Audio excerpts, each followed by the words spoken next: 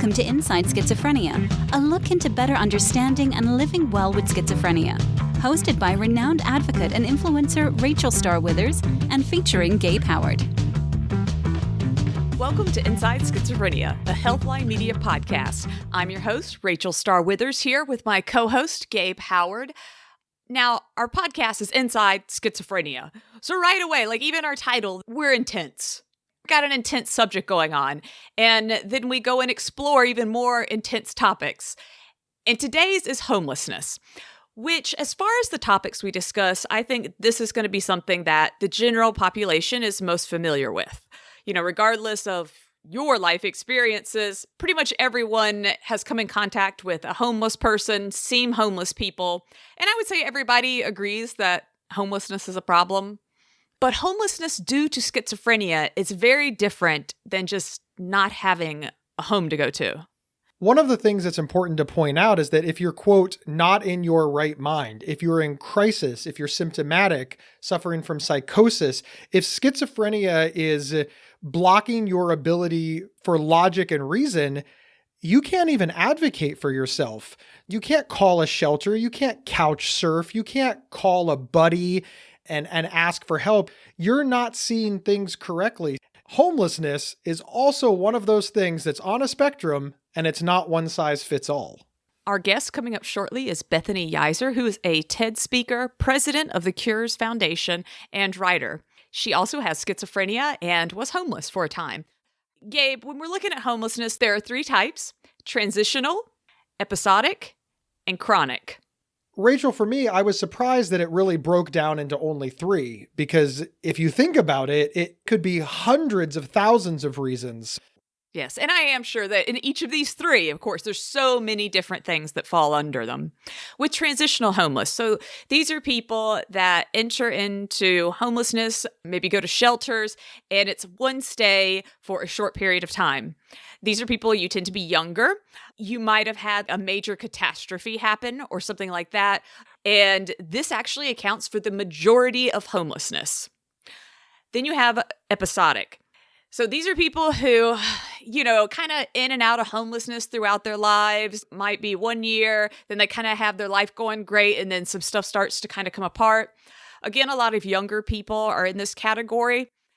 These are the ones who tend to be unemployed frequently, can get jobs, but can't seem to hold jobs. Also, some mental health falls under this. People that might have a very stable life, but then a episode of some sort where they're psychotic, manic, kind of ruins things, and then they're able to pull themselves back together until another major episode happens. And the last category is the chronic homelessness. So these are like your Skid Row type people. The long term, usually they're in the revolving door of getting picked up, going to jail for a minor thing, and then back on the streets, and it just kind of keeps going. A lot of these people are older. And chronic homelessness, that's actually the smallest portion of homeless people, which is ironic because when most of us like picture a homeless person in our head, they're the ones we think about. The person who is sleeping on a park bench under, a newspaper. The person who might be screaming, talking to themselves on the streets of New York City. While it's the smallest representation of homelessness, it is, however, the largest representation of people with schizophrenia. It's interesting how we get these stereotypes stuck in our head. We think that all people who are homeless have to fit the exact same mold. And that mold, I believe you used the example of sleeping on a park bench, using newspapers as a blanket and screaming to themselves, or they look, sound, and act what society would consider crazy. So we have some awareness, even in our stereotype, that people who are chronically homeless are sick. They're in need. Yes. I hear people say all the time, well, homeless people are just crazy. The disconnect for me is then they just move right on. You've accepted and you understand that chronic homelessness is caused by a medical condition. It's interesting that we have some basic awareness, yet as a society, seldom act on it. In each of these three types of homelessness, different causes can lead you to it. Everyone who is chronically homeless does not have schizophrenia. Many, many do, but not everybody does. And unfortunately, because there's different causes, there's also different solutions for all of these problems. I used to, many, many years ago, when I was bright-eyed and bushy-tailed 19-year-old, I worked at a homeless shelter. I actually lived with the women in the homeless shelter. One of the worst experiences of my entire life. It has stuck with me. But at the shelter, we actually worked with episodic homeless. And the women there that I came in contact with, these are ones who could not hold jobs very long, usually because of behavior problems, meaning they were fired for not following the rules. Lower education, many of them involved in illegal activities, in and out of jail. And the program I worked for was very good. And if you actually committed to the program, it provided GED classes, money management, it had work placement, childcare services were offered free of charge while you went to work. It's really great. And people could completely change their lives around. It was very much learning how to stand on your own 2 feet, take responsibility, become a productive member of society. But none of those things are going to help someone who is having a delusional episode, who has no idea where they are, what they're going through, does not understand reality. There is no pull yourself up by the bootstraps to get that type of person. So, when we look at the solutions that we have, yes, they can help some people. But I do feel that we have these people with very serious schizophrenia who are homeless and no money management class. Me sitting down to show them how to set up a bank account, that's not going to help them. When it comes to chronic homelessness, we tend to think, we being society, that the solution is to give skills. Like you listed a whole bunch of skills there. The problem with that is it's logical. It's a logical solution to an illogical disease process. That's not going to work. That's the disconnect that I think we have. And if we could fix that disconnect, I think that we could help more people. And there are programs across the United States that do this. Unfortunately, we found in our research that they're few and far between, and that the majority of places are just oh, well, if we get somebody with untreated schizophrenia a job and an apartment, they'll be fine. It's not the case. To help us better understand how schizophrenia leads to becoming homeless, we spoke with Bethany Yeiser. And in her senior year of college, she started having psychotic symptoms of schizophrenia, and that led to her becoming homeless. Bethany is an incredible person. And I want to say, from my perspective, when I listened to her interview, I was all that happened to you? Because I met her when she became an advocate, right? So I was wow, that was in your past. And what I want the audience to understand is you would have no idea that this was in her past if she didn't share it. That's the amount of recovery that she has been able to achieve getting the right resources. An incredible story, and Bethany is an incredible woman. We'll play the interview. We're here speaking with Bethany Yeiser, who is not only an accomplished musician, but also co-founder of the CURESZ Foundation. She wrote Mind Estranged, and she is a regular writer for Psychology Today. Bethany is also a person living with schizophrenia. Thank you so much for being with us today, Bethany. You're welcome, Rachel. I'm happy to be here. Bethany, I don't want to give away too much of you, so how about you just tell us your story? Who is Bethany Yeiser? Oh, okay. Well, when I think of myself today, I think of myself as a graduate of the University of Cincinnati in molecular biology. Becoming a scientist was a really big part of who I am. It was my dream from when I was 17 years old. I also think of myself as a violinist. I was a member of the Cleveland Orchestra Youth Orchestra. I also see myself as a person living with schizophrenia. I am in full recovery, and I have been in full recovery for about 13 years. But my story really started when I was in high school. I won a scholarship to attend the University of Southern California in 1999, where I started to study biochemistry and molecular biology. And I was concertmaster of their community orchestra on violin. At first, I was doing really well, thriving at the University of Southern California. But over about 2.5 years, I started looking for something more in life. I started thinking a lot about Mother Teresa And I started to want to make a contribution, a big contribution. During my junior year at USC, I went to China, and I was greatly impacted by the low standard of living. And I started to think, can I help 10 million people living in China? So this was my first delusion. A few months later, I went to Africa and stayed in Nairobi in Nigeria for the whole summer. When I got back from Africa, suddenly my best efforts produced failing grades. I went from this A student to taking exams and writing gibberish. A few months later, I moved out of the dormitory abruptly, refused all help with family and friends, and became homeless in the Los Angeles area, which would actually last for 4 years. Then after spending 4 years homeless, I was picked up by police and taken to be evaluated in a psychiatric hospital. Spent 12 months on 5 different antipsychotics. Many had very bad side effects, very hard to live with. Some of them didn't have terrible side effects, but they also didn't contain my psychosis.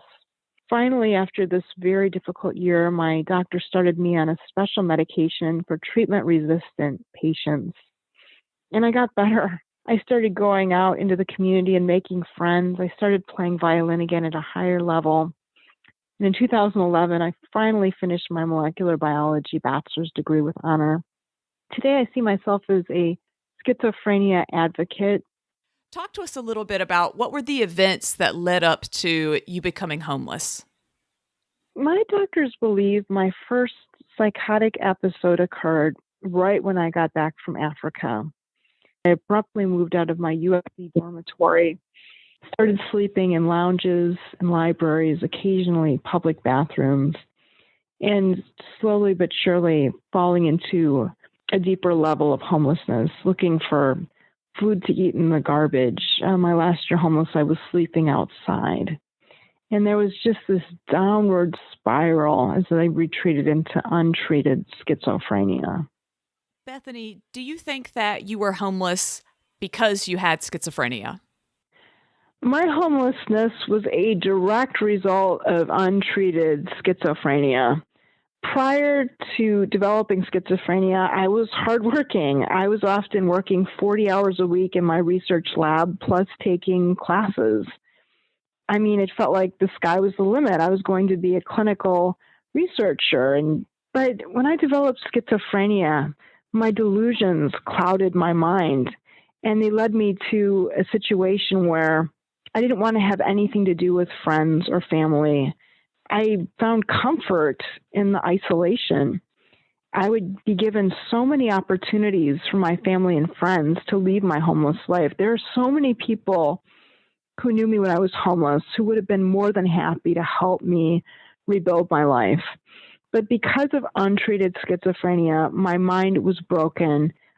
When you were homeless, did you ever panhandle or ask for money?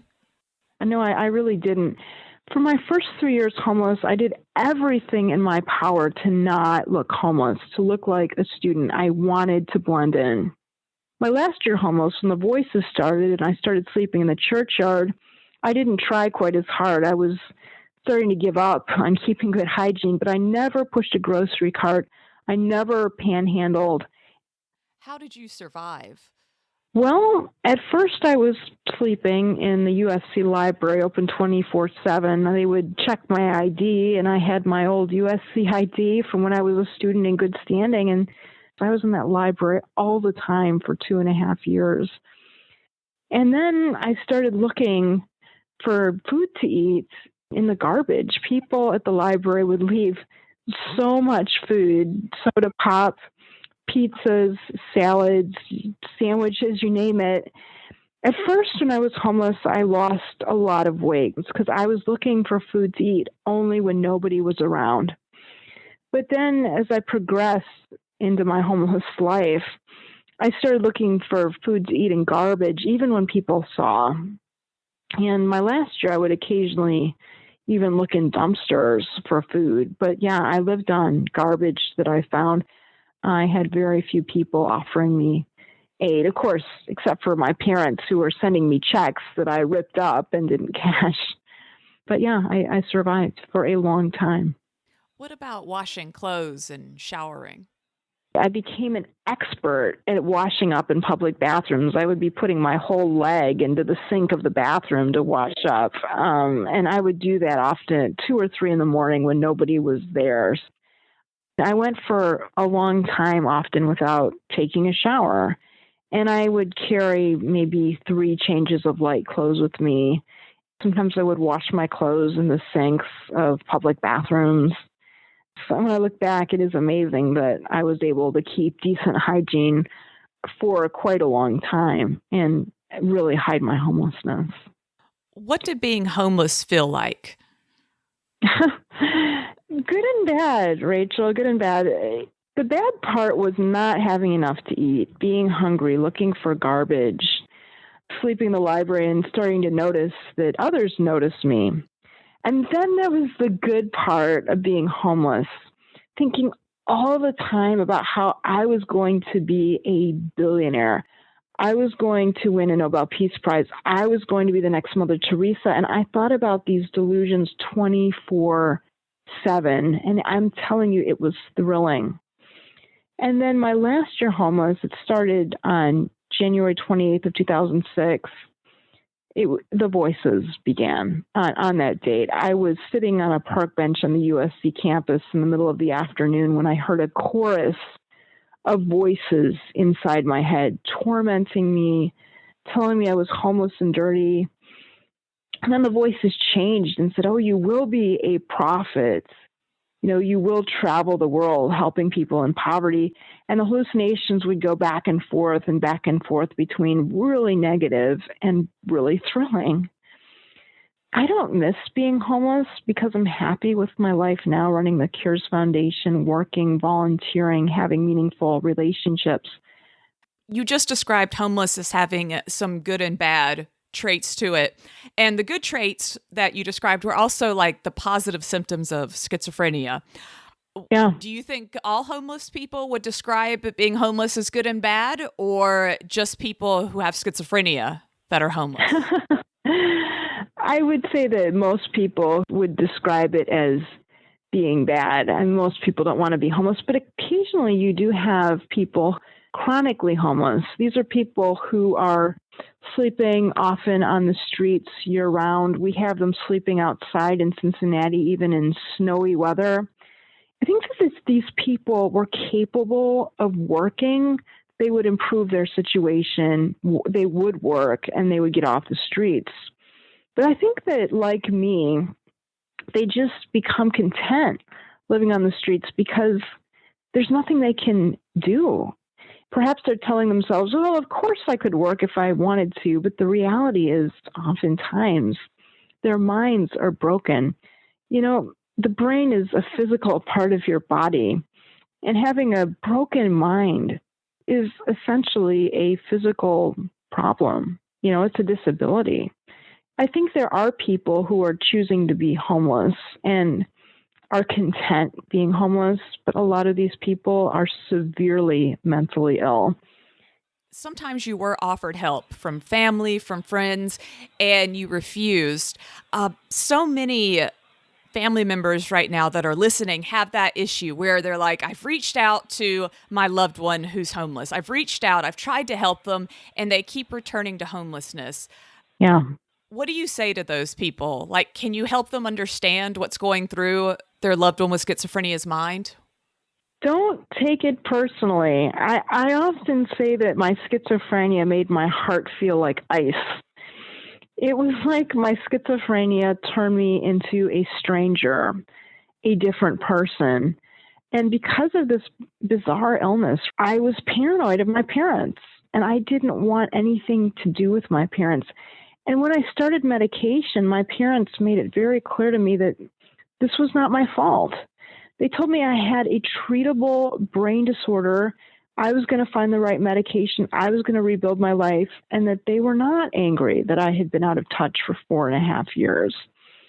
So if you're dealing with a loved one who wants to be homeless and doesn't want help, recognize that this is not them. This is a disease, and the disease is speaking for the person, is influencing their choices. And I would encourage you to reach out to your loved one any way you possibly can.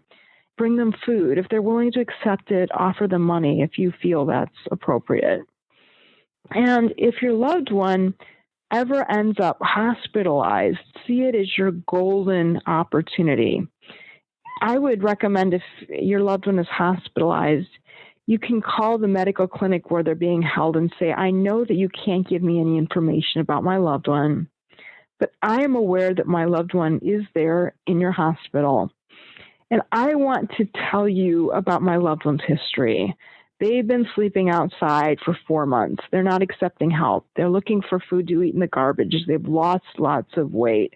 I'm very concerned. That's what my mom did for me during my first hospitalization. And because she called, they kept me longer in treatment in that hospital. Do not give up on your loved one.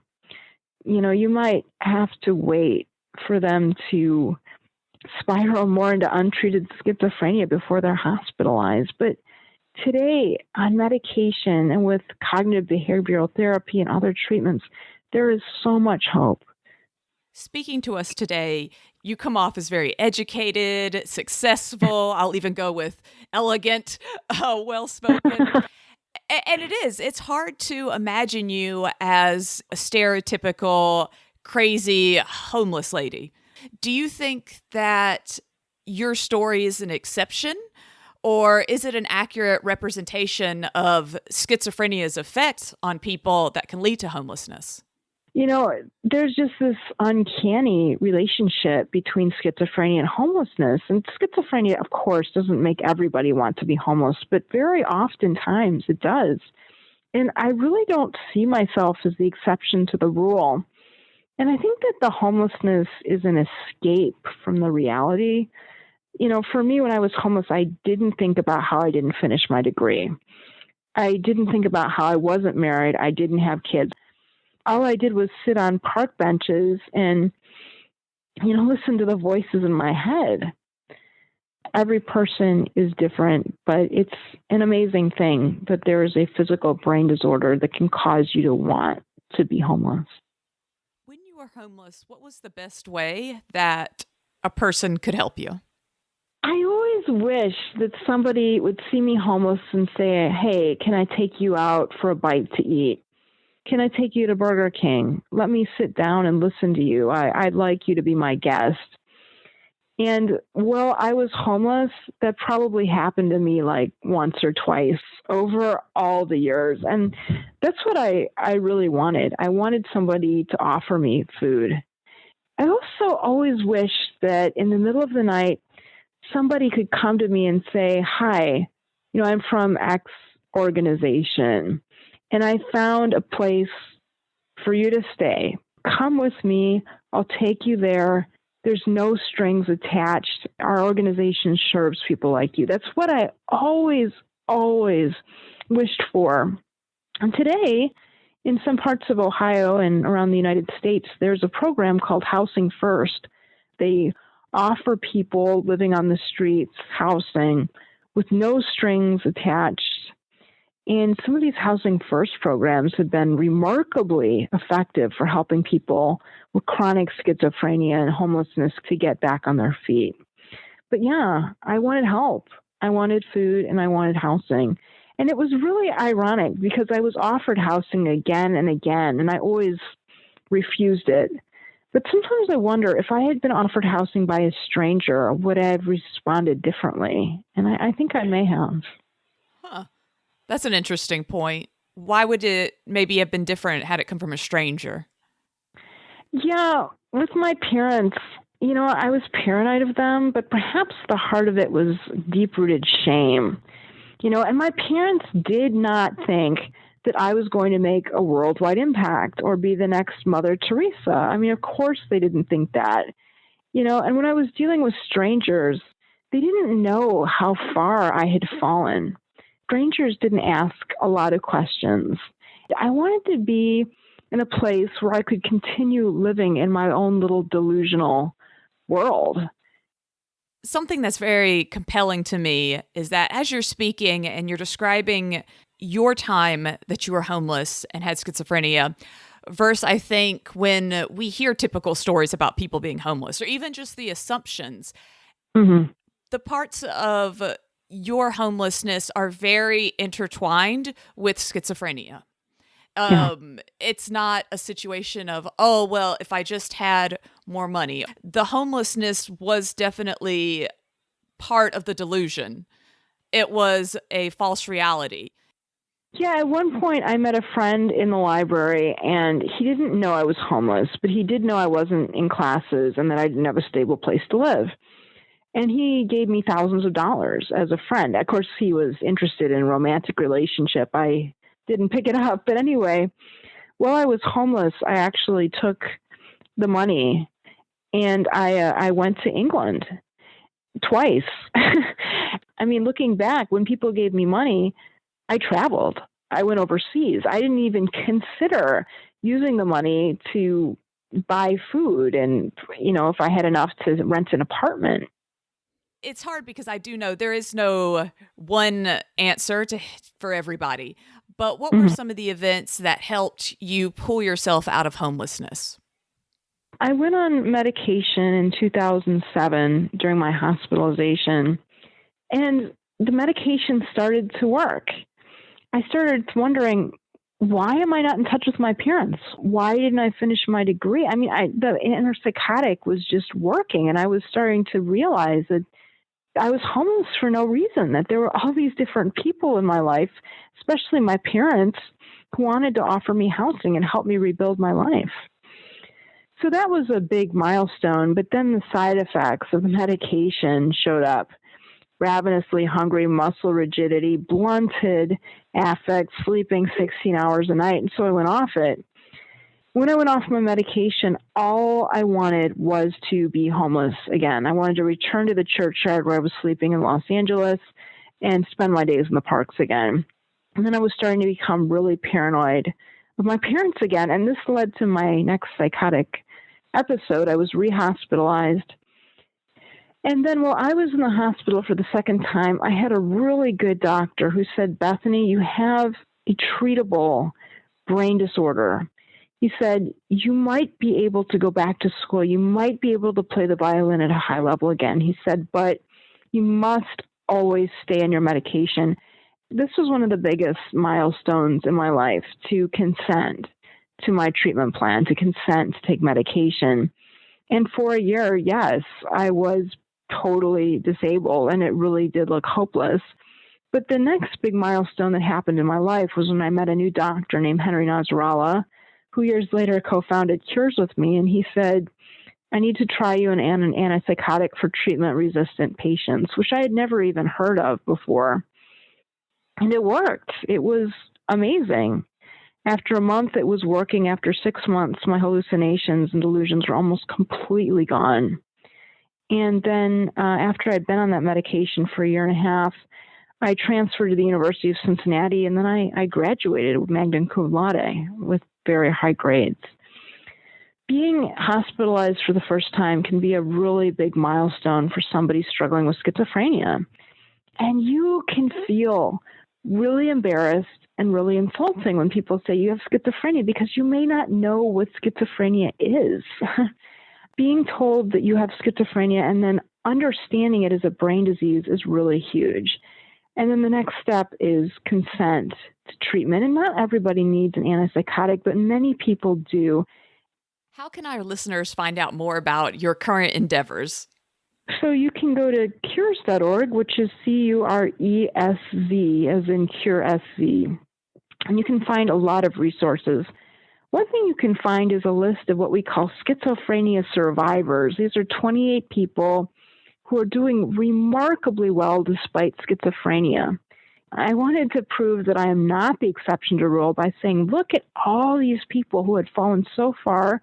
Some of them have been homeless, and they got better too. It wasn't just me.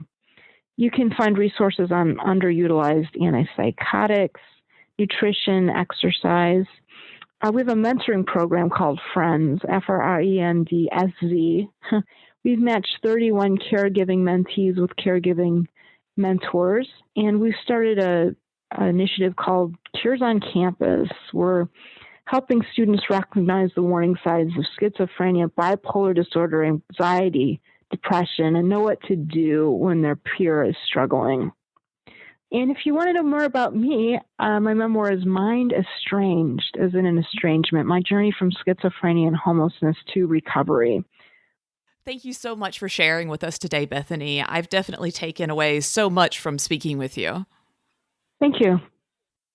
Rachel, as always, excellent interview. Bethany was amazing. I want to know your initial thoughts. What were you thinking while you were asking her these very deep and personal questions? I think the number one thing that struck me when she was talking was her mindset during it. It was almost like a fantasy. Her thinking during that time, it was very delusional.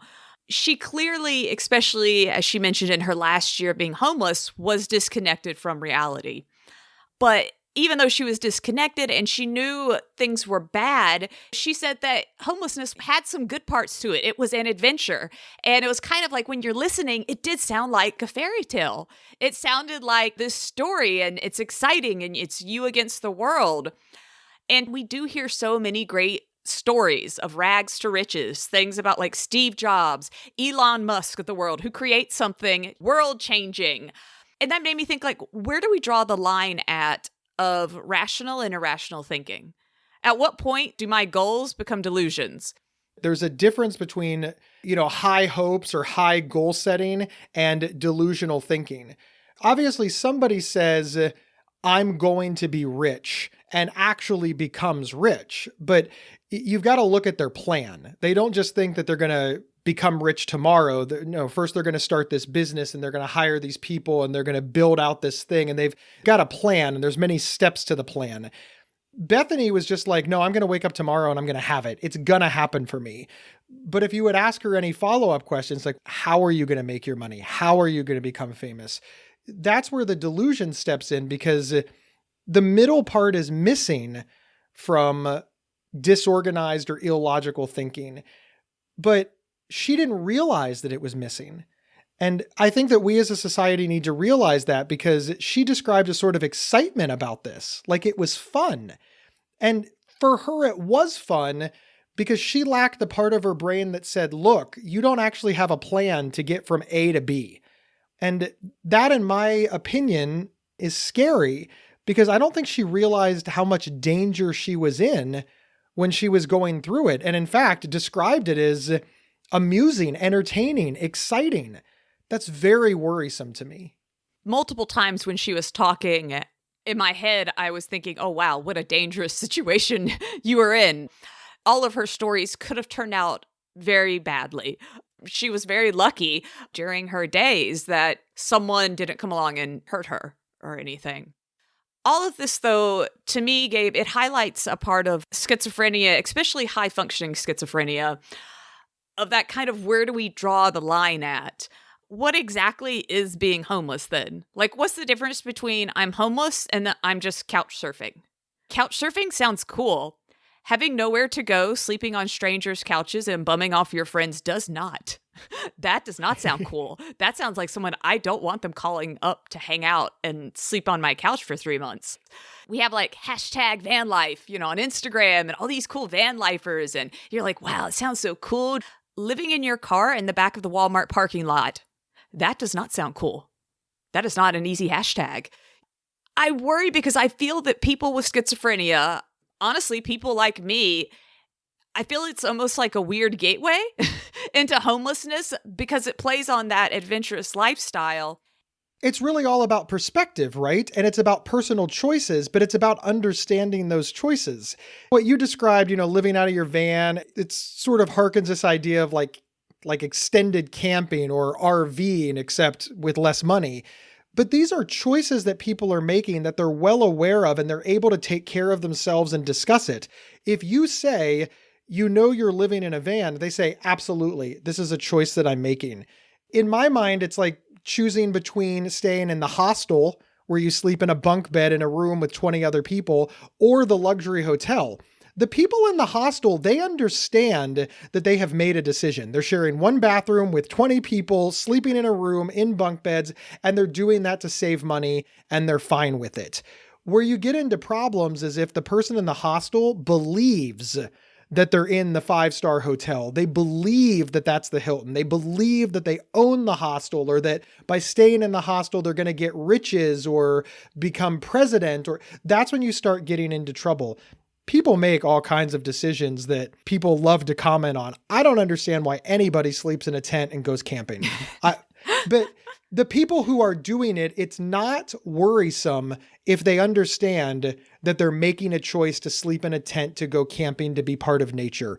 It is worrisome if they are unaware of what they're doing and they can't make choices to keep themselves safe. Yeah, there's some sort of danger that the person isn't seeing. There's some sort of obvious danger to everybody else. Like, yeah, eating out of a trash can has a lot of germs, COVID and everything right now. But if you're not able to notice those, if the person in your life who might have schizophrenia isn't noticing those dangers, that's where the problem's going to be. And when you think about any sort of not having a permanent residence, it always worries me when I hear people talk like that, because I think, how are you able to stay on your medications if you have no idea where you're going to be next month? I've been living in the same place now for a few years, and it is still annoying. Like, they still send my prescription to the wrong place. And I'm like, it's the same pharmacy. And I'm like, if I was driving around, one of my medications every month I have to go in and do a urine test for. And it makes me think, if I was moving around, especially between states, how in the world would I do that? So I guess when I hear people with schizophrenia kind of start to talk about those lifestyles, I do worry a little bit. One of the things that I think about is if you're homeless, if you're couch surfing, if you're living on the streets, if you're living in a tent, if you're living in your car, you probably don't have health insurance. And if you're moving around, you're not on these waiting lists or these sliding scales or able to take advantage of public assistance. Schizophrenia is a major medical condition, and all major medical conditions are hard. Every layer that you add onto it makes it that much harder. And by layers, not having stable housing, not having a doctor, not having a support system, not having health insurance, not having money. And then finally, especially in the case of schizophrenia, not having awareness of what is going on. All of these things make it that much harder to get the help that you need. And truthfully, I'm not sure that our system is aware of that, understands it, or addresses it. That creates this sort of isolated bubble where somebody who is delusional or suffering from psychosis and who is most definitely sick only has themselves to rely on. But schizophrenia is a brain disorder. It impairs your ability to reason and logic and make good decisions. And that alone puts people at a disadvantage. One of the things we haven't talked about is people do die from homelessness. They die from exposure. And obviously we don't know for sure, but many of these folks thought it would be okay. And why did they think that would be okay? Because they weren't using logic or reason to make these decisions. And we need to be aware of that. A lot of what you just described also plays into the isolation. Schizophrenia makes you want to isolate. It makes you want to retreat inside yourself. One of the biggest issues with the chronically homeless due to schizophrenia is that the resources that are available, people with schizophrenia have a hard time taking advantage of them. Homeless shelters. And no one is like, yes, let's go hang out at the homeless shelter. No one thinks of this place as being like a hotel, Ritz-Carlton or anything. But something I didn't think about till recently was that homeless shelters are very noisy. There's crowds. There's lots of confusion. Many of the things that people with schizophrenia have a hard time with. That alone just can keep a lot of people with mental health disorders away from getting help. It's just the fear of having to deal with that situation. Soup kitchen and food banks is another big issue for people who are very paranoid. One of the studies they did, they found out that people who had different psychotic disorders and who are homeless wouldn't eat the food from the kitchens and stuff if someone else made it. But if they gave them the food and gave them access to like making their own food, using the microwave, the person would eat it. That little change, I would think, yes, please, if you're going to make it for me, do it. But I am in a psychotic state and I'm not sure if I trust you or not. I'm not sure where I am, what's going on. I am going to be more wary to eat a free handout unless I control more of it. And the biggest issue, I think, is that there's so many great assistance programs out there. There are so many with like assisted housing and all that. However, most of that requires a lot of paperwork, making it to appointments. A lot of the things that schizophrenia causes you to be disorganized in your thought process, it's very hard for people with severe mental illnesses to follow through with those things and actually get accepted into the program.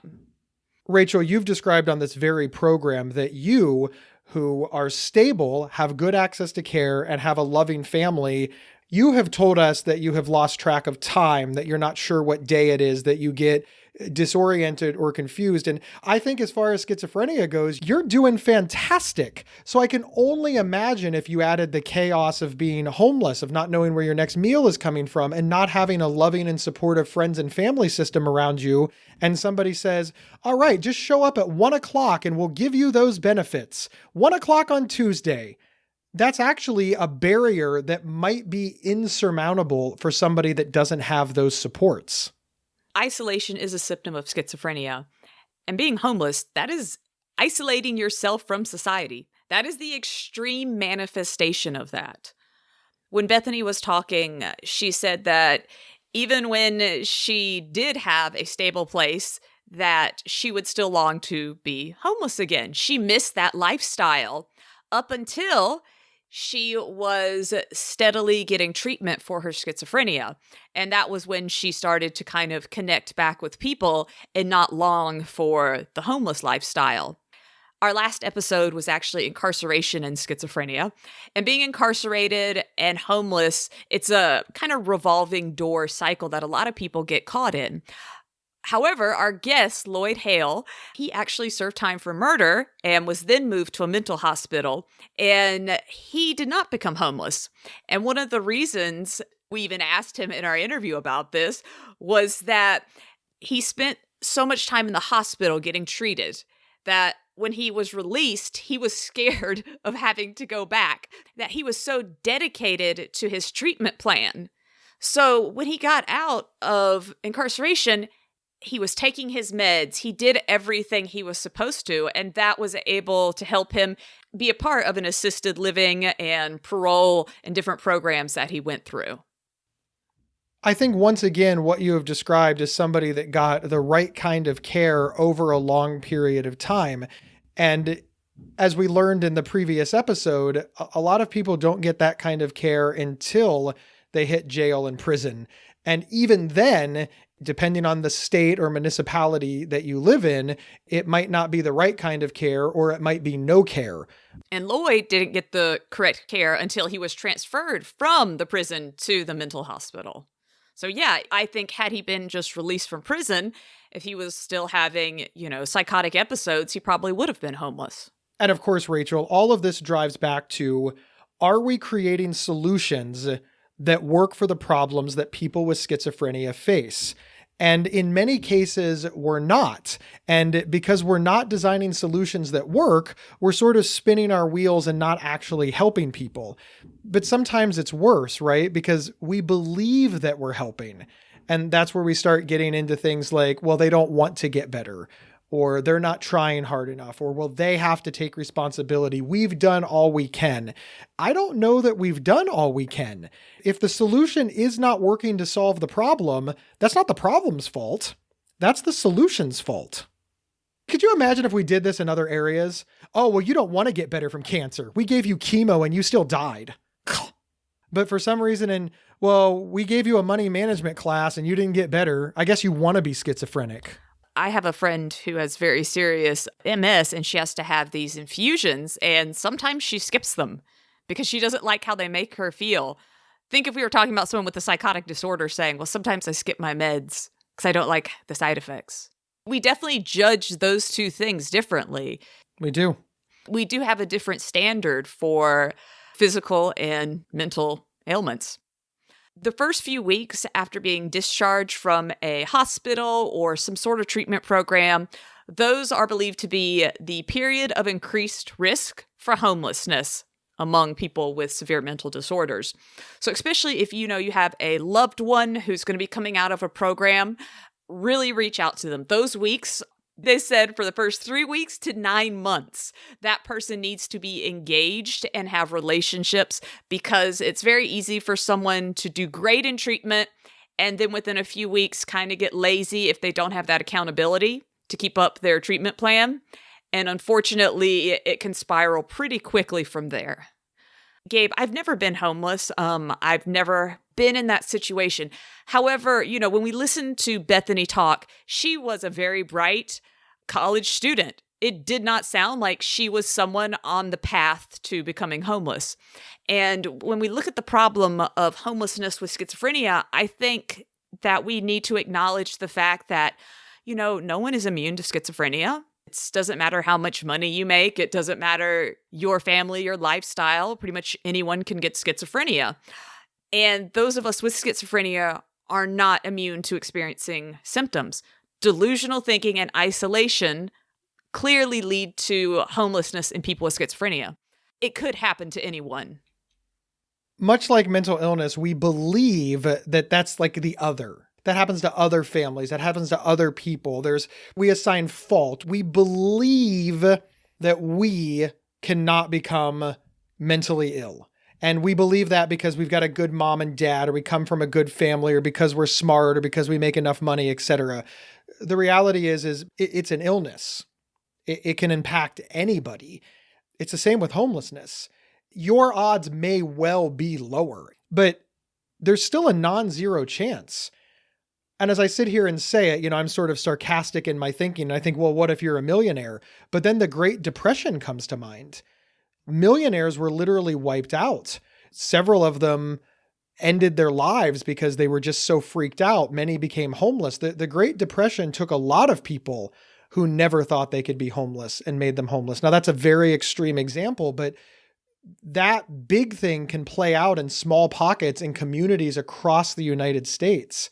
Flint, Michigan used to be a booming community, and now it's a ghost town with bad water.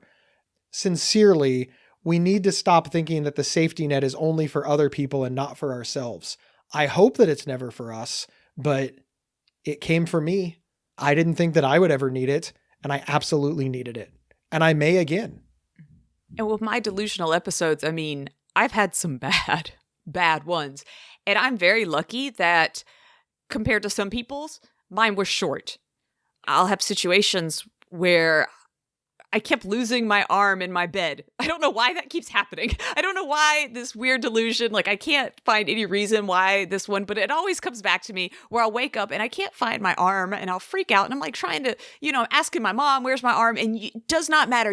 I can't comprehend that I have two arms, and it's like a snake and I'm trying to catch it and it'll be in the room. And as you're listening, you're like, what in the world, Rachel? This sounds kind of oddly hilarious. And yeah, I bet it kind of is to watch me try and catch my snake arm. I don't know. But let's say that instead of that, psychotic episode lasting a few hours, it lasted a few weeks. It does not matter how much money I have in the bank. If you have a person who's trying to catch an invisible arm and there is no money management class, there is nothing you can do that is going to help that person outside of getting treatment for the schizophrenia. And I would say that, yeah, I'm just very lucky that I haven't wound up in a situation like that. And I'm very lucky that I have such a wonderful support network, and especially my parents who, when those things happened, I was able to go to them.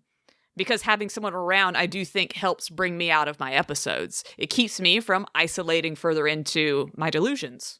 And of course, it's always nice to have the backup of somebody saying, Rachel, are you okay? Or, as you've described again in previous episodes, of saying, Rachel, you're not okay. And you trusting them because they're a part of your treatment plan. They're a part of your circle. And you've, when well, made a plan for what happens if you're eking towards crisis or illness. But it's important to understand, not everybody has that. Not everybody has friends, family, parents, support groups, doctors, health insurance, money, resources. I have it and you have it, but not everybody does. And actually, I should back off a little bit and say, we have it now. The future is not guaranteed, and not to be a downer, Rachel, but you and I will outlive our families. We just will. It always makes me wonder about people's lives when I see 50, 60, 70-year-olds who are homeless. Is this a recent development? Have you been homeless your whole life? What happened there? And the answer very well could be the people who were looking out for them passed away. And then suddenly, for the first time in their lives at 65 years old, no mom and dad. We need to design solutions that take that into account. However that looks, we need to be thinking about it. And more often than not, we aren't thinking that way at all. And one thing that mental health professionals can do that they found does make a difference is helping patients become more aware of alternative housing options. Even just like putting pamphlets out in the waiting room of local shelters, food, housing, things like that. They found that helps a lot of people with mental disorders who might be on the line. So many people, you don't really know what their financial situation is. Like, some people dress really nice and you would have no clue how close they are. You really don't know what situation some people are in. You don't know how close they might be. And just having information out like that. Another thing for the friends and family is to watch out for signs that your loved one might be getting kind of delusional in their thinking patterns, that they might be pulling away, isolating themselves more. This could be a problem coming up. Your loved one very well could become homeless, regardless of the financial situation, regardless of, they have a great job right now. Gabe, I enjoy this job with you, and my other jobs I work in entertainment.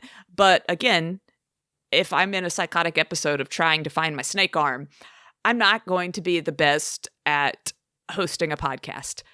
I'm not sure I would be able to turn the computer on. So you can lose things very quickly, is what I'm trying to say. Things will happen to our friends and family. And I think that goes back to we just always have to be building a support system, looking for new ways to support other people, to support those in our lives, and looking at other organizations. When we're dealing with this major problem of chronic homelessness due to the symptoms of schizophrenia, irrational thoughts, isolation, one of the best solutions is actually preventing the problem and being realistic that anyone with schizophrenia or a major mental disorder could wind up homeless. Some great resources are the U.S. Department of Housing and Urban Development. So hudexchange.info, HUD, exchange.info. And on that site, there is actually a homeless shelter directory, food bank directory, and a health centers directory. And the health centers will see you regardless of if you can pay or not. And that includes mental health. So really great if you have schizophrenia to at least know what are your options. Have those printed out for your state. To my friends and family out there, look up this stuff. If you know someone who has schizophrenia and who's homeless, especially if they're untreated, see about where that health center is. See if there's anything you can do about getting that person the treatment that they need. And if you are listening right now and you're homeless, hudexchange.info has just so many great resources on there if you're able to access that. Well, thank you all so much for listening to this episode of Inside Schizophrenia. Please share this with all of your friends, subscribe, and rate our podcast. And we'll see you next time here on Inside Schizophrenia. Inside Schizophrenia is presented by PsychCentral.com, America's largest and longest operating independent mental health website. Your host, Rachel Starr Withers, can be found online at rachelstarlive.com. Co-host Gabe Howard can be found online at gabehoward.com. For questions or to provide feedback, please email talkback@psychcentral.com. The official website for Inside Schizophrenia is psychcentral.com/is. Thank you for listening, and please share widely.